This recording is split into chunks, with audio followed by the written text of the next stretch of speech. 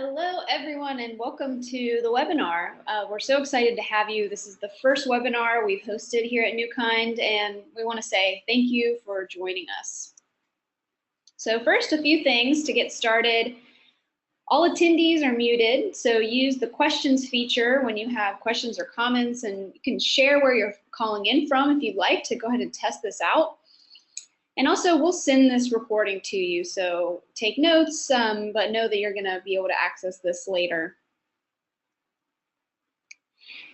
And so you know who we are. My name is Elise, and I'm the Director of Brand Exploration here at NewKind, and I'm here with Pippa Arms, who's a content strategist, and she's been helping us with the technical aspects of this webinar, and then, of course, David Burney, who is going to be leading the majority of the content here. And I want to talk a little bit about David. He's had a really interesting career, and the journey to get us here has been pretty fascinating. So the first thing you need to know about David is that he's a designer, and he's brought that design mentality to everything he's done in his career. He's also an AIGA fellow, and he's an entrepreneur too. So he's started multiple businesses, and with the businesses he's started, he's taken a particular focus to build creative and innovative workforces and studied that problem for a long time, that opportunity. He also has experience as an executive at a global company, so many of you are probably familiar with Red Hat. He was the vice president of brand and design there. And then most recently, he's the co-founder and chairman at NewKind and has embarked on a new journey most recently as a leadership coach. So he coaches executives and emerging leaders, and this webinar really stems out of some of the studying that he's been doing around that area of focus. So today, here's what we're going to be going over. So the first thing is, why do questions matter today? This is setting up the context for why questions are so important today. And then our definition of mindful leadership and why we think this is really essential for leaders to know, and how this definition fits into the context of questions. And then the nature of questions. So this is where we'll be getting into specific frameworks that you can use to ask questions more skillfully, and then making an impact. So listening is half the battle, and you really have the power to transform someone's life in the way that you listen to them, which we'll talk a little bit more about later. So without further ado, I'm going to pass things over to David. Thanks, Elise, and thanks everyone for joining us on our maiden voyage here. And if it's a little choppy or whatever, I hope you'll bear with us. But we're excited about what we're doing here today, and excited that so many of you have decided to join us. So, you know, I'm a child of the 60s, so I learned a long time ago that, you know, let's start at the very beginning. It's a great place to start. And the first question here with powerful questions is, how do powerful questions, you know, why are they important? And really the big answer here is that this is, powerful questions are a way to help people change their perspective, and it's a way to help people transform. So those are the two big things that we're looking at, that we believe about powerful questions. And I want to emphasize as well that this is not some manipulative way to get people to do what you want. It's not playing games. You know, this is not like the Riddler. This is a way of being authentic and open, and a way to build collaborative, strong collaborative teams and scale those teams. So we'll get a little more into that later. And then fundamentally, why is this true today? Why is this true today in some way that maybe is different than it was a decade or two or three in the past? And I think it's all about, how do you make the biggest impact? How are you successful in your purpose and what it is you're trying to accomplish? You know, in the past, Peter Drucker once said that organizations who don't align their strategy with their structure are doomed to failure. This is about how to succeed. And even in the old way, we would talk about strategy often. It's a way to win. So however you define that these days, we like to think of it as having an impact. Understanding how to use questions is going to be a way to help you make a bigger impact. And fundamental to this is that we believe conversation fuels innovation, and the questions fuel conversation. One of my favorite business gurus, and I may be moving quickly here, but again, you'll get this presentation again, and you'll be able to sort of go deeper into these subjects, that the ones that are interesting to you. Henry Mintzberg has been one of the most insightful business gurus that I've studied over the past 20 years in my career. And his strength has been looking at organizational structures. Again, structure and strategy, there has to be an alignment there for any organization to be successful. We talk a lot about strategy, but we don't often talk about structure. The two that we want to talk about today, so we take this beyond simply we're not going to look at the other four, but if we look at the two, and what I think is the key for the shift that we're undergoing and why questions are so important, is that we're moving in a lot of ways from the machine organization and that machine strategy being one of the most competitive, in fact, one of the most competitive structures that have ever existed. That as we've gone into the industrial age, those organizations, those geographies, countries, people who understood and were able to build the strongest machines had an immense competitive advantage. And what we're seeing today, though, is that machine organization is not driving such a competitive advantage anymore. And there are a lot of reasons for that. We're not going to go into a lot of those here. But the real key is that today, companies are looking to be more innovative and more creative to compete, and individuals as well. The problem is that the machine organization is such a part of who we are that there are a lot of myths and things that we bring along with that we try to apply to the innovative organization. And one of the points I'll just make very quickly is that when we think about machine organizations, we're talking about organizations that are focused on productivity and efficiency, and there's no ambiguity. It's very simple and direct, linear in the way that they work, and they're neat. It's very neat, whereas humans tend to be very messy.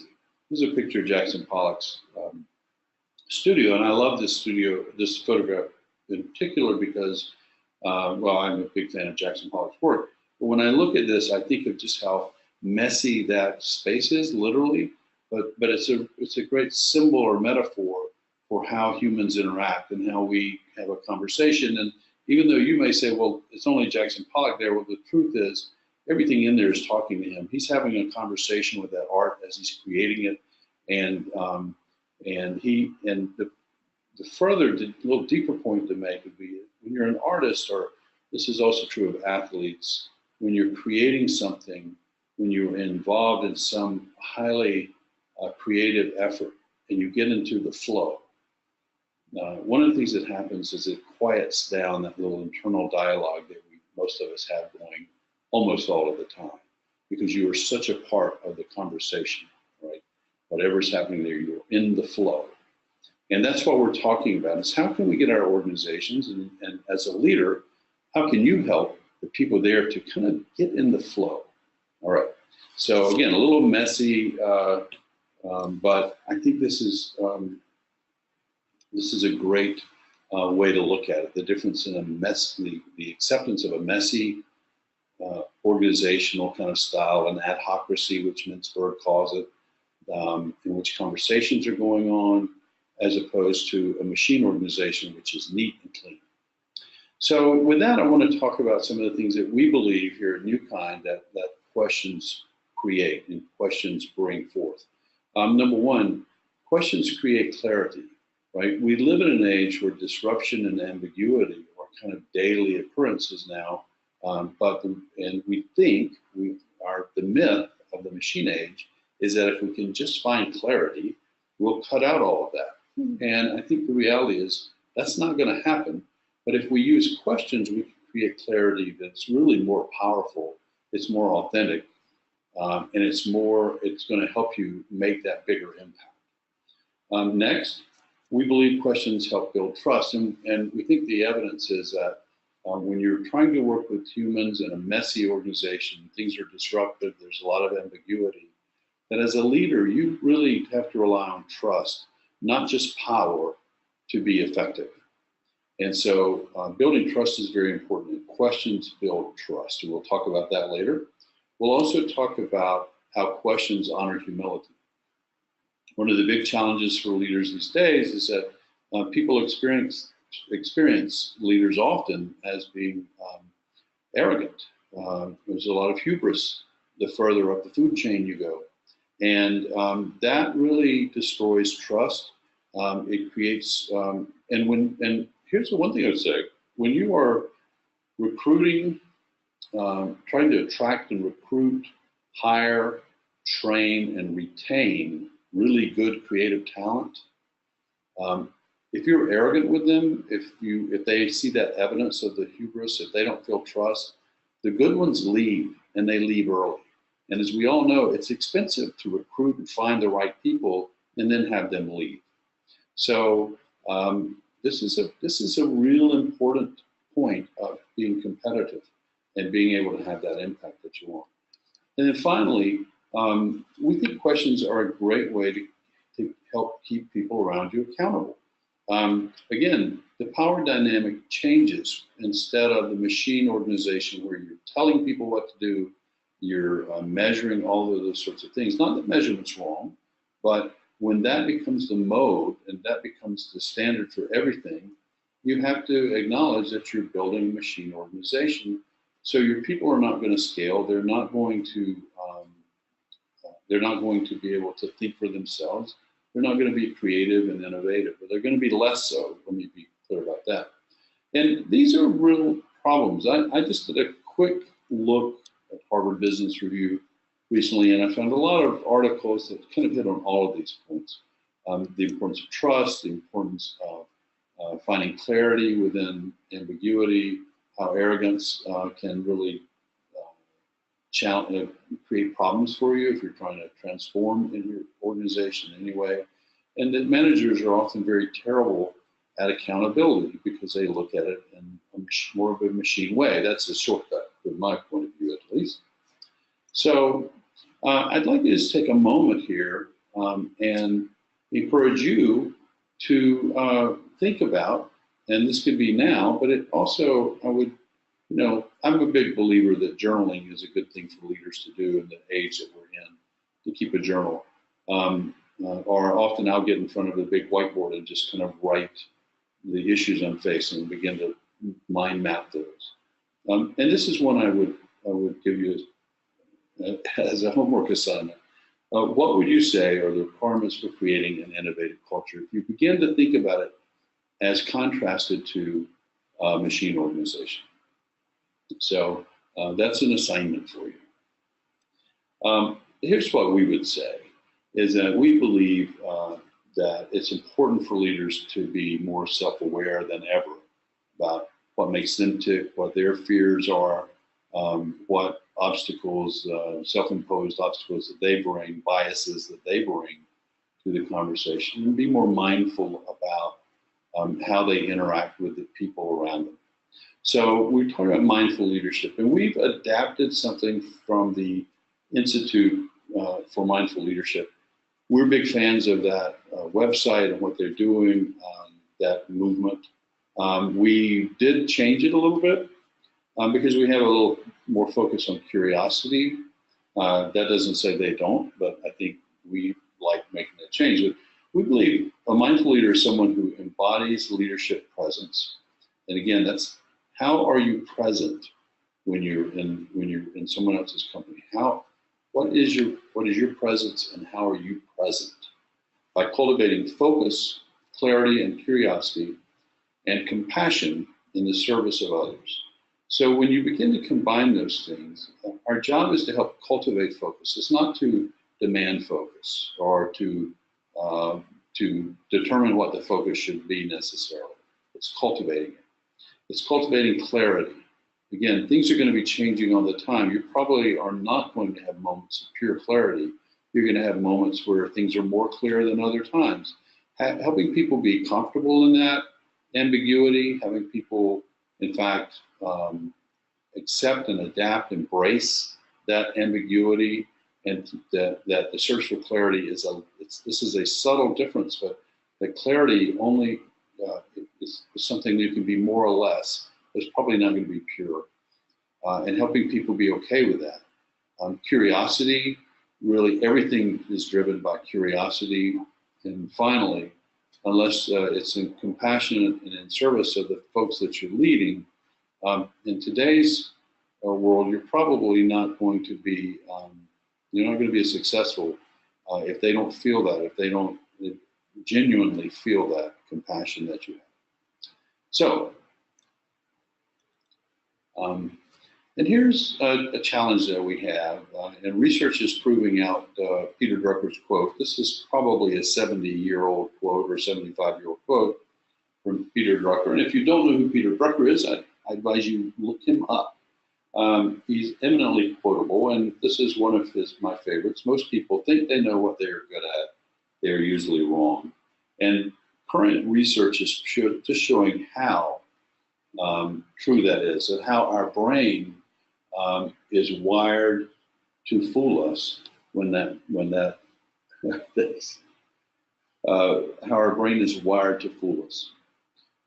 And so we rationalize things. We begin to create reasons that we think we're right.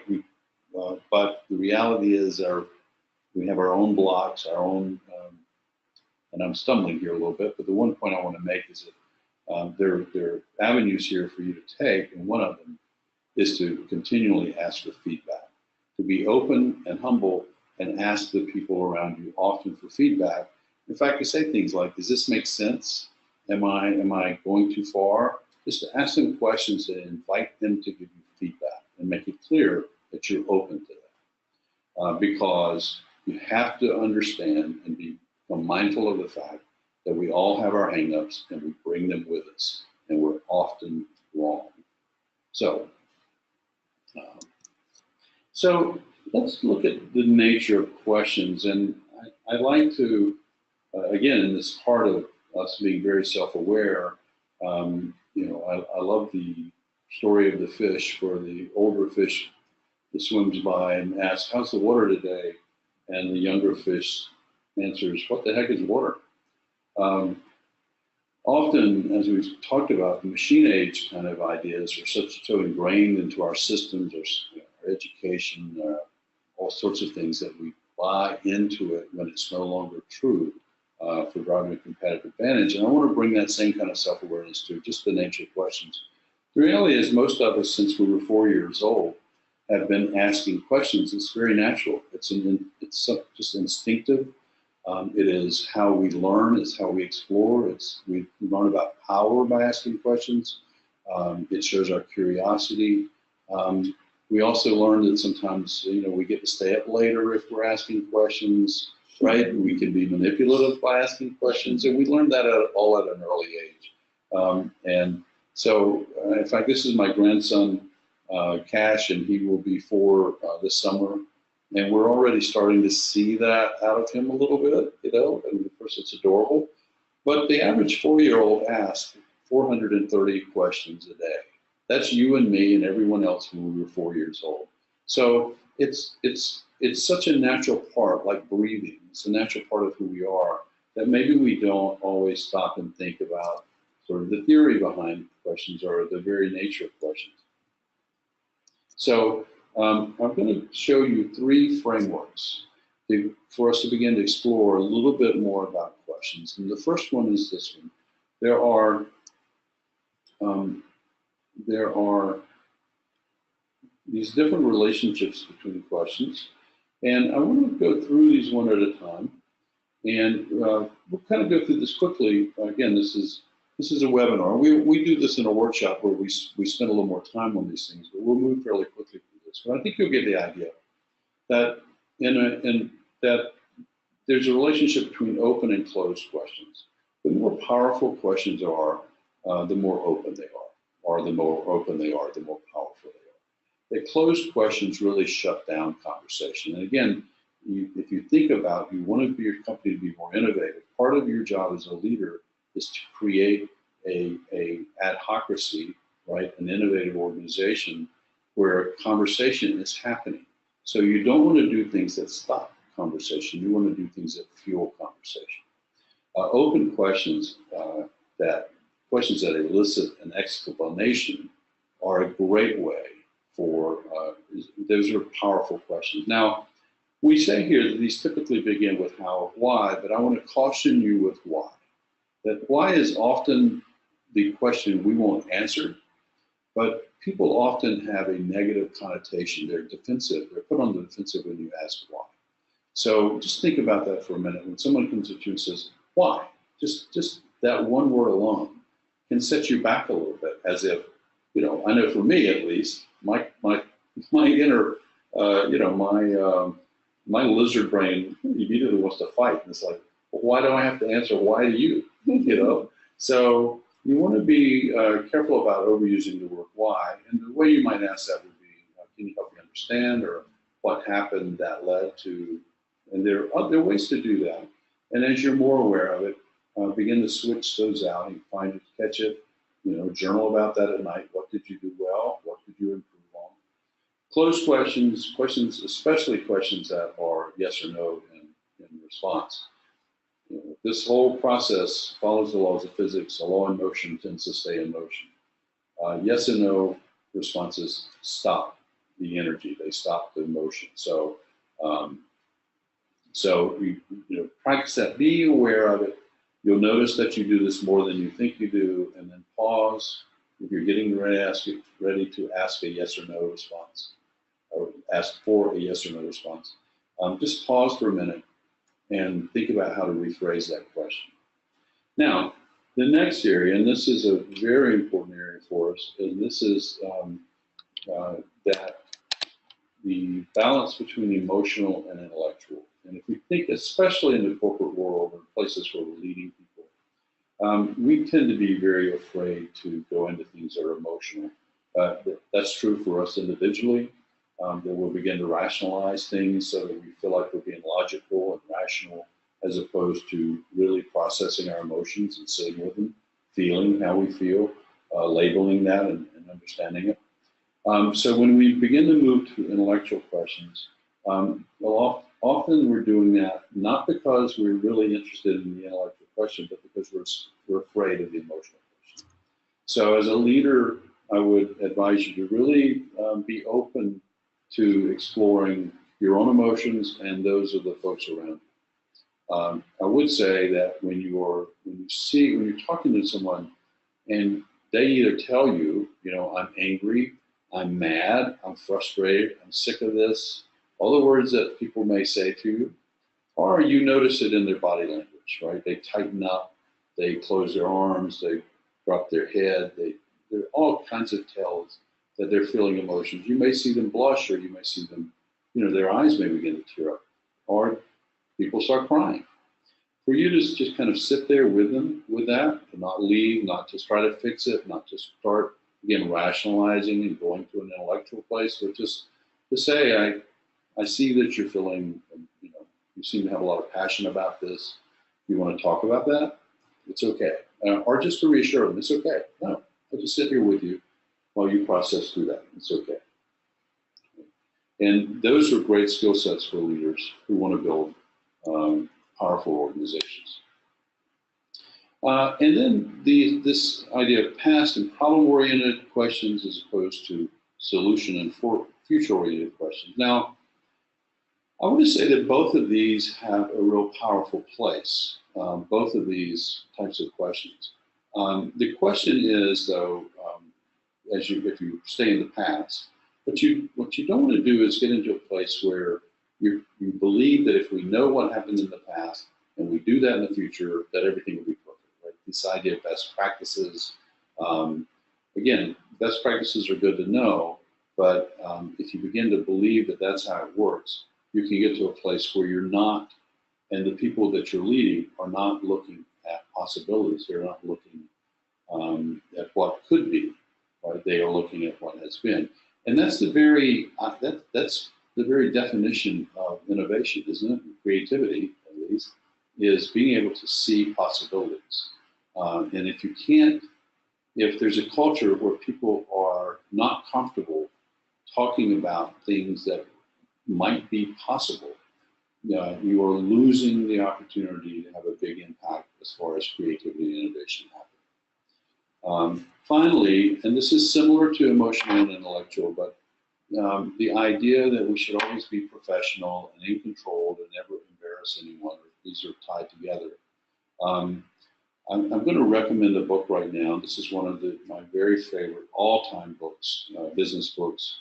It's called The Responsibility Virus. It's 15 years old now, written by Roger Martin, and he's written some great books on design thinking and innovation and all sorts of things, but he has not done anything more important for me personally than the book, The Responsibility Virus. And he talks about the fears that happen in the workplace and how our rationalized approach makes it worse rather than better.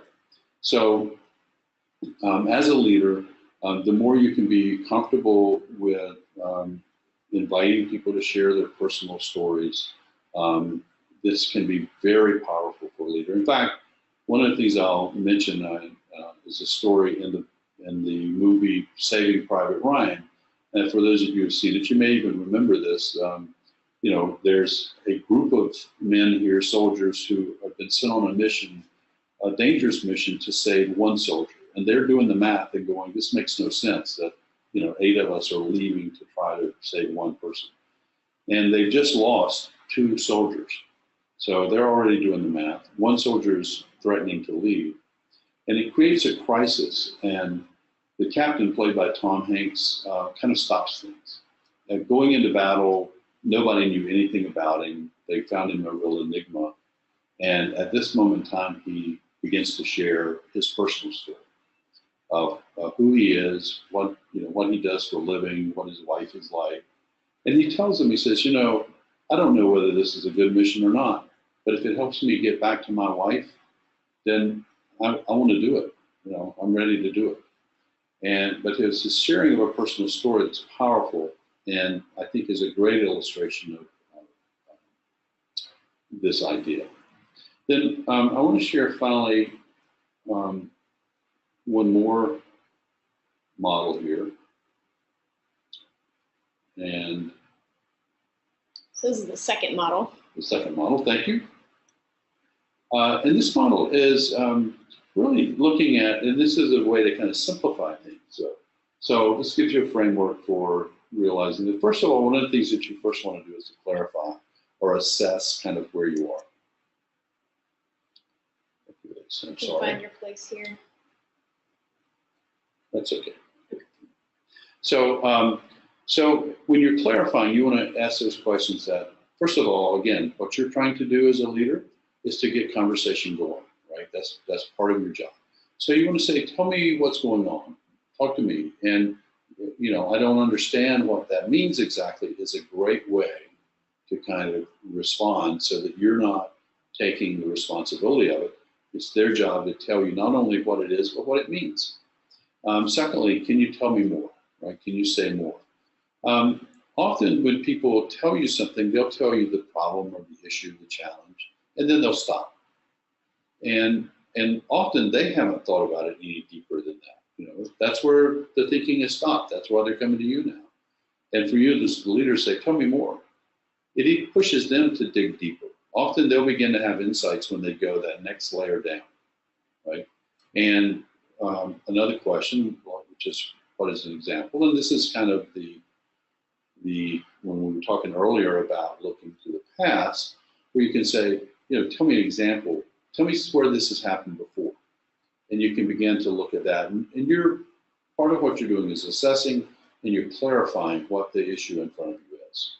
Then, often, once that happens, part of your job is just to help them change their perspective, to help them see other possibilities. Again, if your goal, if what you really want is to build a creative, more innovative organization, then having people who can think in terms of possibilities and go into divergent ways of thinking, right, is what you need. And so asking them, so if they present you with one solution, you can say, well, what are other options or other possible solutions? What else might work? What else can we think of here? One way is to sometimes ask them, well, when you faced this sort of thing before, what are other ways? How would you choose this if you were in another place? Just begin to ask them these questions. It's not so much what you ask, it's just that you're asking them to continue to talk and generate new ideas. They can be silly ideas. Again, the body in motion tends to stay in motion. And then one that I love is, what do you think that might mean? This is a place where you're asking them to look at different ways that things might resolve themselves, because you're asking them what are different ways this might mean. Often we jump to the top of our ladder, or someone pulls our string and we immediately go to an emotional place. For you to say, what do you think that might mean, helps them break that down and again find a different perspective and see that there are many possibilities, not just the one that they decided it meant when they heard the very first thing. And then at the end of the conversation, you always want to bring it back and again keep it on their plate of what's going to be happening next. So what's your action plan? What's the next thing you need to do? What's the first thing you need to do? Do you have the resources to get that done? What will you have to do to get it done? Do you have the support? Is there someone else you could talk to? Is there someone else who could help inform you, who's been there and done this many times? Those sorts of questions that you don't want to ask too soon, right? You want to go through the clarification, you want to go through possibilities, divergent thought, but in the end, you do want to come back to this. And the last quote there that I just heard this line, this question in this way in the past week when Roger Martin was doing a webinar that I tuned into. And he has this new way of saying this, which I love, which is what has to be true for that to be true. So if what you want to do is to, if you want to be someone who's reading more books, what has to be true for that to be true? Well, you've got to carve some time out for that. You've got to turn the television off, or you've got to put your screen down. You've got to read 2 pages. Just read 2 pages. That'll get you started. If what has to be true, if I want to lose weight, I've got to quit buying that pistachio gelato that I love. There are things that you do if what you say you want is true, there are things that have to be true for that to happen. And when you ask that question, it starts to really bring things together for people so they move forward. Now, the last framework that I want to talk about is all about building awareness. And this gives you a really strong framework that you can use. You can print this out and put it in your pocket and just use this framework alone and get started. And I think it's wonderful. It's from a book called The Coaching Habit. Michael Stanier, Stanier, and beautifully written book, very simple, direct, and just like this framework, it gets right to the point. Think about your first question when someone comes in. As I said earlier, what you want to do is just get the body in motion. What's on your mind? What can I help you with today? What's going on? Tell me about it. Generally speaking, you sit and listen and hear what they have to say. And when they come to the point where they're kind of finished, the second question is brilliant. And this is the R question, R. And what else? The beautiful thing of this is that when we are in a problem-solving mode, we're a leader we're pressed for time, we have so many things we're dealing with, and someone comes in with a problem and an issue, in that machine model, you say, well, you go do this, this, and this, and that'll take care of that. And they go, okay, thanks. And you leave, and they go, I really wanted to talk about this, right? So that pause, and again, you're not in the mode where you're being the savior or the smartest guy in the room. You're the one who's trying to get them to have the insights by asking questions so that they are learning and growing, and the company can learn and grow. People often do not present the real issue they want to talk about the first time. They want to see what your presence is like. They want to Make sure that this is a good time to talk about things, to build that trust. And what you want to do is to build that trust. And so at this point, when you say, and what else, that gives them that possibility to dig deeper. Right? We talked about that earlier. The focus question is question number 3. And this is where you come back to them. Again, you want to be building accountability in all this. If you want your company to scale and you want to build a creative culture. And your question is, what's the real challenge here for you? This is a great way to keep it on them. Again, they may be having trouble working with someone that they feel like they can't work with anymore. It's easy to say, well, you can't change somebody else. The only person you can change is yourself. But it's better if you could just say, what's the real challenge here for you? And so they have that insight themselves. So what's that real challenge here for you?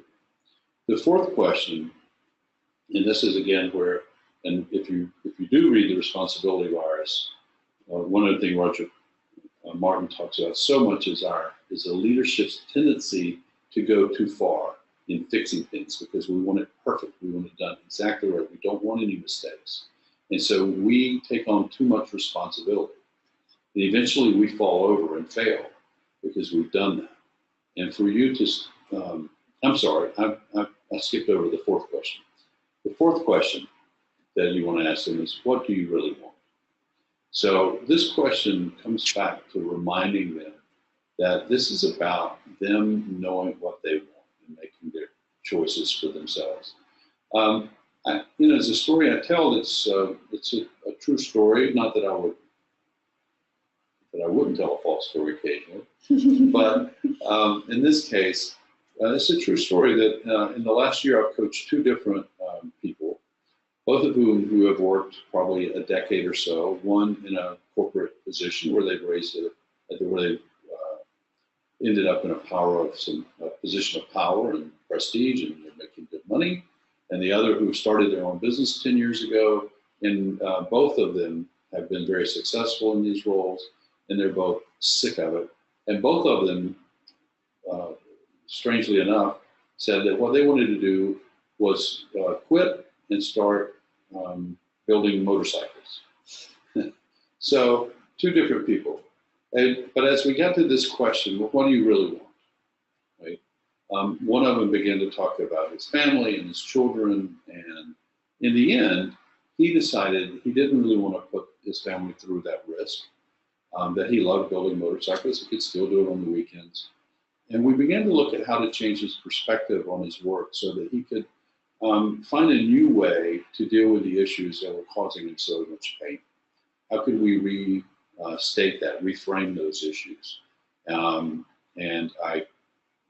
the other who came to me and said, I'm having health problems. I'm really sick of this. I just got to get out of here. I don't want to do this anymore. And this is what I want to do. And he's now has stepped away from his business for the most part. And he's a full-time student at a community college studying how to build motorcycles.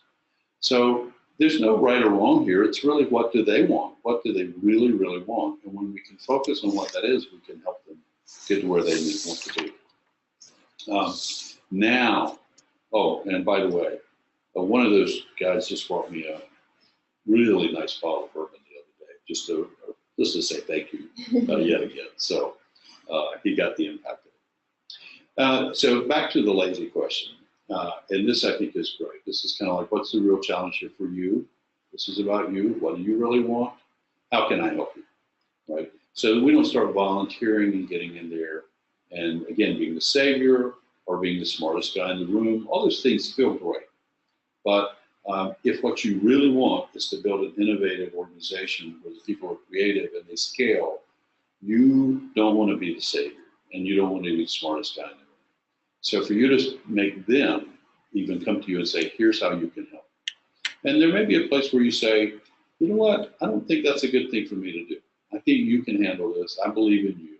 You put it right back on them. And one of the things that you do is you move forward then to the next question. Is if you're saying yes to this, what are you saying no to? This is, again, that very top-line strategic question. This is one that often when I'm coaching people and they say they want to do something, this is what they really want to do. And my question will be, well, if you're saying yes to this, what are you saying no to? You can do anything you want, but you cannot do everything you want.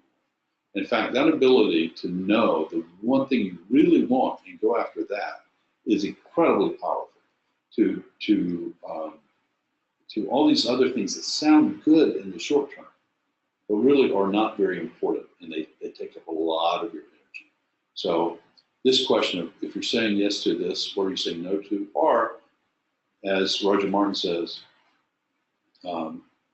if this is true, then what else has to be true? These are great questions to ask. And then finally, you never want to leave one of these conversations without asking, what was the most useful thing here for you? What did you learn? You want them to be aware and for yourself to be aware of what just happened so that you can continue to get better and better at your craft, but also for them to recognize that the insights that they've had in that conversation were theirs. They were their insights. They were not you telling them something. It was theirs. So that question of what was the most useful for you here? And often I will have people say, well, thank you so much for really helping me out with this. And, what you told me was great. And I remind them, I really didn't tell you anything. I simply asked questions. You answered the questions. All right. So that is, I think, that's a great, great framework. And I invite you, encourage you to put it to use. But I want to remind you of the next layer here, which is, this is a quote of Marshall McLuhan, who is to communications in the 20th century, or was what Peter Drucker was to management theory. At his line, the medium is the message. We all can recognize that a Post-it note or a text message is different than a one-on-one, face-to-face conversation, or a conversation over dinner, or that a conversation walking down a hallway is different than bringing someone into your office and sitting there and really listening to them. But that medium itself has a message. The message, if you send someone a text, the message is, I'm doing this quickly. I'm usually not giving this deep thought. This is a quick one-on-one sort of medium. So be very aware of the medium you use and the message inside that medium. And then also remember the tone, the manner you use. Are you dismissive? Are you looking other places when you're talking to someone? Think about the entire context of the message to make sure that when you are asking questions, that your presence, this is about presence, right? That you're really present there and focused on them. We'll get into more of that now in this next session about how to really make an impact. Today, everything hinges on listening. Listening becomes a gateway through which leadership is initiated. We're going to talk now about the 3 levels of listening, because good listening is fueled by curiosity and empathy. We talked about that a little earlier. For those of you who don't know who Ronald Heifetz is, he literally wrote the book on adaptive leadership about 20 years ago. That really was influential in spinning off a lot of the changes in management over these past few decades, and is moving in the direction that we're talking about here today. Curiosity and empathy. You want to care about that person and be empathetic with them and where they are. And secondly, you really want to let your curiosity fuel that conversation. I challenge you, when you sit down and talk to someone, that can you sit there and be excited about the possibility that they may surprise you with something brilliant that you had never thought about, right? That you are so curious to hear what they have to say, and that you believe in them with such power that you're not there to save them. You believe that they're smart, they're creative, they're resourceful, they can figure this out, and you're just curious as hell as to how they're going to do it, right? And you're doing this for them. So this gets us now into the 3 levels of listening. On the first level, and I think most of you, most of us, virtually all of us, virtually all of the time, really listen with our internal listening ears on. And if you think about the world of listening here in this case, and you think of the leader's focus, in internal listening, that leader is thinking about a problem. Someone has brought you a problem, right? And you are thinking about, during the discussion, what's your agenda, right? What's your experience? Where have you seen this before? What are your opinions about this? What are your judgments? What's your bias? All of these things are happening, and they're happening quickly. Do I believe this person? Are they full of it? What's going on, right? As leaders, we don't have a lot of time. We're moving quickly, and so we're going back to our best practices, things that have worked for us before.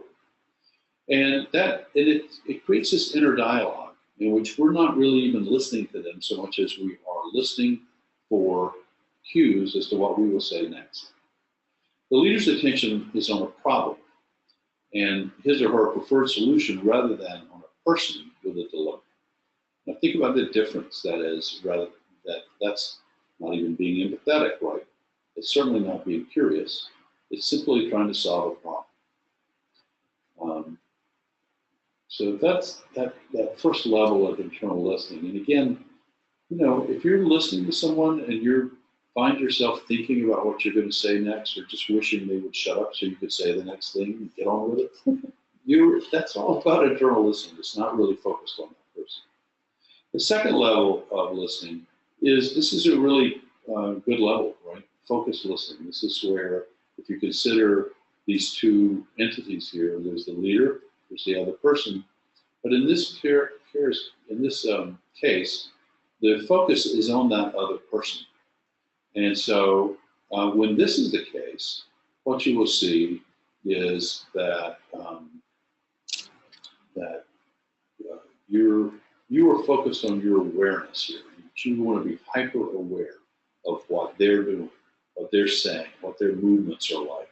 So you become almost a mirror here, not in some manipulative way of someone who wants to sell you a used car, or get a date. But you really are a mirror for what they're doing, because you're really watching and seeing, how are they moving? What are they saying? What's the tone of the way they say it? Did it change? And you're reflecting those things back to the other person. In fact, often you're saying, someone says, I'm really fed up with working with this guy. And you could say, it seems like you really don't like working with this guy, right? You're really just saying it back to them in a way that confirms to them that you're listening. And that's very powerful in and of itself, right there.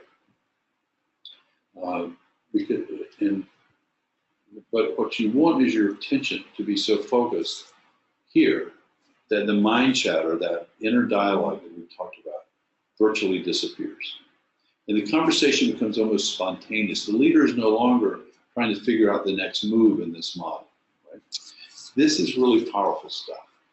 And this is great. And the more we can develop this will work for you very well. But then there's a third level that I think over time you may be able to experience from time to time. And I will say I'm coaching now for several years. I've been managing creative people very much in this sort of way for most of my life. And that this next level is something you experience that comes and goes.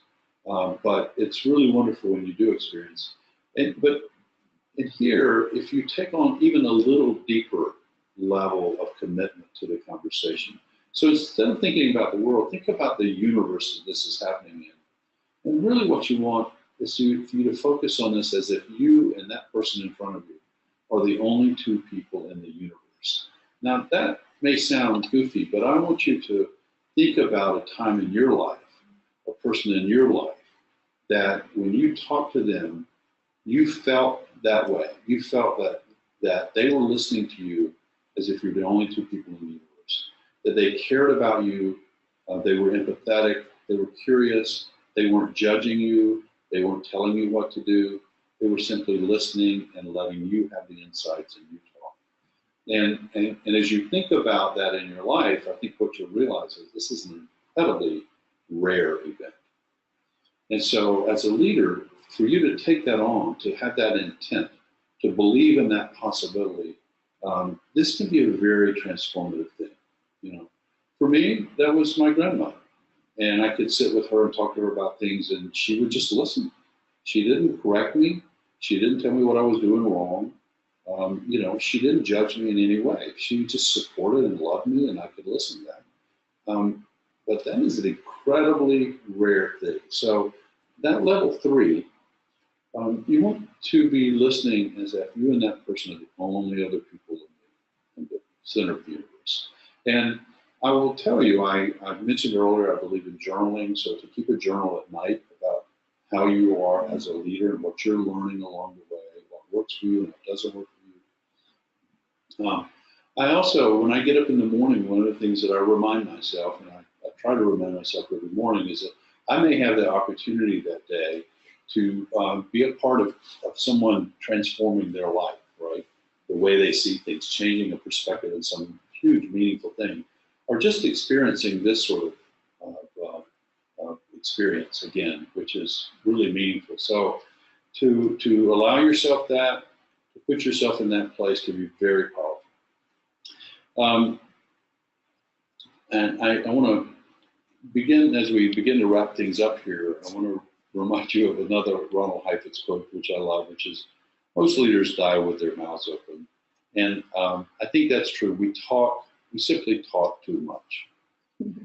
So to quiet that down, I want to give you one more bit of advice. And that is to consider this acronym, WAIT. And this is a reminder that when you're getting ready to say something, that you just think, why am I talking? If there's not some reason, right? If I don't know what it is I'm trying to say, just be quiet. Just a moment of quiet between two people can be very powerful, right? So even test that out. Allow there to be some quiet moments and just see what they say and see what they do in that moment. But think, if you don't know why you're asking a question, then just don't ask it. All right. So I'm going to ask you today, what was the most valuable thing for you today? And I think I know we've had some folks ask some questions, and so this is a good time for us to. And again, we're going to send you a survey. We'll attach a survey when we send you the deck. So any feedback you have would be great. We'd love to have that from you. We really would love honest feedback, and that we would say that as something as a gift to us. So what do we have, Elise? Great. Well, thank you so much. The first thing that I want to read is Dan writes in, good questions lead to free whiskey. Well, I'm in. So I'm in too, Dan. That's great. And then we had a question from Marco, and he wrote, what are the attributes of questions that are useful to make change? Would you use an open question or an emotional question? What would you recommend if you're trying to create change? Well, I think I would start off with saying that I want to remind everyone that when you sit down there in this conversation, you really want to believe in that person. You want to believe that that they're smart, creative, whole, resourceful, and that they can own these things. So if we're trying to get them to accept change, or we have a certain point of view, I think we want to. If the question is, can we get them to change in ways that we want them to change? Mm-hmm. I think we want to be real careful about that, right? If in fact, if you know what you want and you feel like you moved to say it, then I think the best thing to do is just to be very direct and say, this is what I want, right? Because that's your authenticity is important here. If you have a bias or a belief, or something has to be done a certain way, then just own it and go with it. But in terms of change, the transformation, as I said earlier, that taking that point of view of being very curious, totally believing in them, and letting them see that, and then listening at as high a level as you can be, being so present and plugged into it that you're letting your intuition your hunches kind of play out in that. That leads to transformation and change. Great. Let's see, and we have time for about one more question, so we'll go with this one. Do you have any recommendations for how leaders can practice asking powerful questions before they start using them with their teams? Oh, that's a great question. Here's a point that I would make. I think you can start this, and this is another reason I use the Jackson Pollock illustration. Any of the things we've talked about here, you can actually have a conversation with yourself. I won't go political here, but that whether you call it meditation, whether you call it prayer, whatever that to get in a quiet place alone and kind of in your journal, I think is a great place, and to ask yourself these questions. Just to ask yourself, what do I want to write in this journal today? Well, today I want to talk, and just allow it to happen. Okay, what else? Ask yourself, what else? Well, maybe I want to talk about this. Maybe this happened today. Well, what do you want to do about that? Right? Just to start asking yourself. So you can actually do that. Secondly, certainly friends and family, try it on. Right? Sometimes with a friend, or you may have your kid, where you might normally get in there quickly and start correcting them and telling them how things ought to be. But try it with your 10-year-old or your 13-year-old. So, ask them the questions. And what else? Can you tell me more? I know kids will say no, right? Yeah.